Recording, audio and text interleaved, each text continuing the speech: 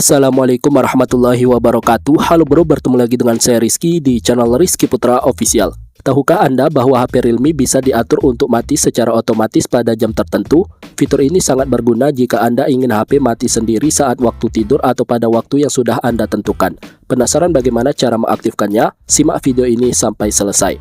Tapi sebelum melanjutkan ke videonya, buat Anda yang belum subscribe channel ini, silahkan subscribe terlebih dahulu dan nyalakan loncengnya agar tidak ketinggalan informasi terbaru dari channel ini. Oke, gas bro.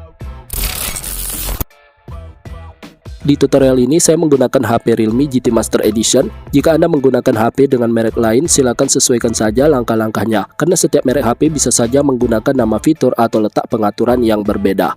Oke, untuk mengatur HP agar mati secara otomatis, silakan buka setelan atau pengaturan di HP Anda. Setelah itu cari dan pilih menu pengaturan tambahan. Kemudian pilih jadwal hidupkan atau matikan. Di sini terdapat fitur matikan otomatis, silakan aktifkan fitur tersebut. Kemudian ketuk bagian waktu. Pada bagian ini Anda bisa menentukan jam kapan HP akan mati secara otomatis. Sebagai contoh, saya akan mengaturnya pada pukul 23.30. Selanjutnya tentukan hari apa saja HP akan dimatikan secara otomatis. Anda bisa memilih hari tertentu, misalnya hanya hari Senin dan Rabu, atau memilih hari lainnya sesuai kebutuhan. Jika ingin HP mati otomatis setiap hari, cukup aktifkan semua pilihan hari yang tersedia. Silakan atur jadwal sesuai dengan keinginan Anda. Jika sudah, klik ikon centang untuk menyimpan pengaturan. Selesai, sekarang HP Anda akan mati secara otomatis sesuai dengan waktu dan hari yang telah Anda atur.